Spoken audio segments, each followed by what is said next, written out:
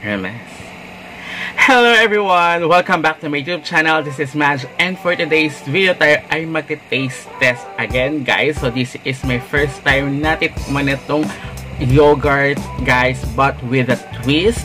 So naba-viral to, nakikita ko siya sa mga TikTok, sa YouTube Reels, Facebook Reels, sa YouTube short videos. Kaya parang gusto ko siya tikman because I love yogurt then. And then yun nga, kakaiba kasi siya.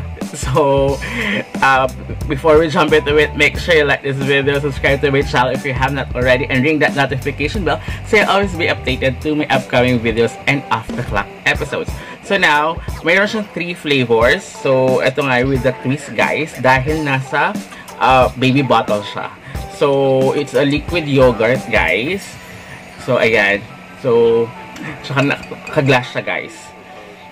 And ayan, very sealed naman siya nung pagkabigay sa akin. And 2025 pa best before niya. So marami akong nakikitang bakit ganito? Marami akong nakikitang tumitikim na to, which is masarap nga daw. And then upon checking then before ko siya i-purchase, so marami na rin bumili na they gave 5-star, guys. Especially actually hinintay ko muna dahil na magkaroon ng ito.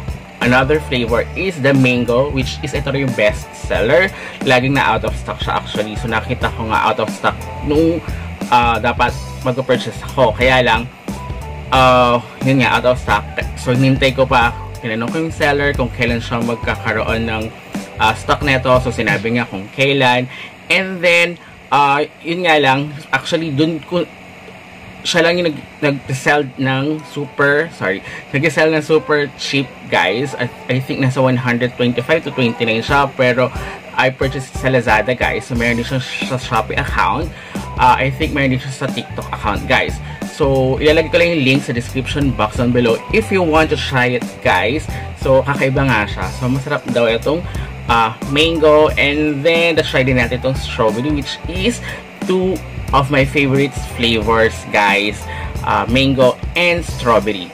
So unahin natin, of course, this one, yung mango. Actually, pinap-open ko na yung ito dahil mahina yung kamay ko. I don't know, hindi ako maka-open ng bottle. And then nasira kasi yung sa may scissor namin, yung sa may gitna. So kaya pina-open ko na kala kuya. And then ayan, dahil super hirap nga, ayan, i-open, guys. So, pansan na-open nyo siya, mabango, amoy mango. So, yun din yung pinakamasarap. And then, napakahirap tanggalin daw neto. Yan. Super higpit. Actually, guys, tumigil ako mag-baby bottle. I think nasa prep ata ako, grade 1 or grade 2. Super love ko ata mag baby bottle. So talagang hindi na ako binili ng mama ng ganito, ng baby bottle, kasi nga para uminom na ako sa baso. So kaya sabi ko, kakaiba nga siya. So I want to try it. And then yun nga, chinek ko siya sa Lazada, Shopee, or sa TikTok. Isa lang yung nagtitinda nga ng super cheap neto, nasa 100 plus, but pag natitindigan nyo yung iba, nasa 800, 1,000, kasi ini-import pa siya galing ibang bansa. I think Taiwan or Hong Kong or China ba to? So something like that. So let's try this mango. So excited.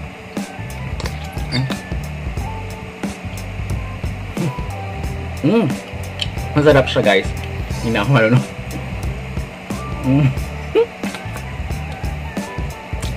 Masarap siya, guys. And ang maganda dito, nasa bottle siya, ay glass siya, guys. So pwede nyo pa siyang pwedeng gamitin, diba? So kung na-miss nyo mag baby bottle, so bagay na bagay ito sa inyo, guys. Ay, shot. Ang sarap. I love this one. So ang sarap ng pagka-mango niya, guys. I love it. Ngayon nga lang manipis yung dito niya. I don't know. Siguro dahil sobrang tagal ko ng baby bottle, diba? So kailangan nyo munang ay ganyan, kasi na parang na ano siya, natutupi. Gusto ko tong mango, guys. I love it. And then stop. Wait lang. Try natin yung ibang flavor. So, next one. This one, guys. Strawberry. And, ito yung pinakamahirap dito. So, katama ito. Masyadong ayaw niyang humiwalay. Ayan, nahiwalay na natin. So, napahigpitan ko ata ulit. Wait ko lang. Or hindi ito yung hindi ata ito yung napabukas ko. Bumili kasi ako na tagdadalawa. Kasi, I really love yogurt. So, try muna natin itong isa. Yung original muna, guys. Ayan. Para medyo marami yata siya. So, ayan. So, try natin yung original flavor kasi ayaw bumukas nung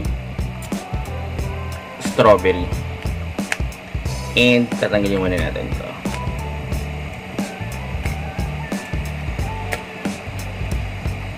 Diba? Ito yung pahirapan. Masyadong nakapasok kasi siya. At matagas kasi yung dito niya. So, eto pala. So, hindi siya maganon.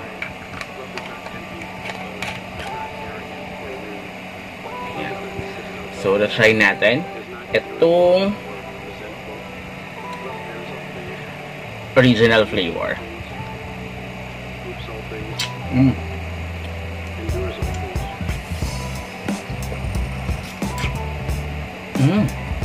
Masarap siya, guys. Parang siyang kalasa ng Dutch Mill. Pero mas, lang siya. Mas creamier. Kasi diba, liquid din si Dutch Mill, diba? So, kung natikman mo si Dutch Mill, halos magkasing lasa lang sila. Pero mas, siya, creamier. Masarap siya. I love it. Pero, sabi nga na, totoo nga, the best itong mango flavor. So, now, ayaw na ito neto ng strawberry. Hindi ata ito yung napabukas ko.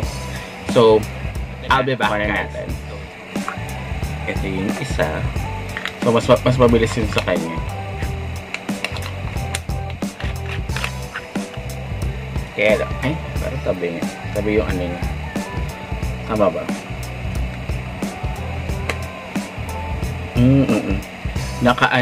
Pag neto ito, nakataas. So, check natin. So, try na natin itong strawberry.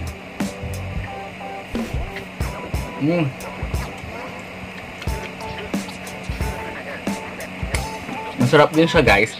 Pero, parang meron siya kakaibang lasa. Lasang strawberry siya, pero parang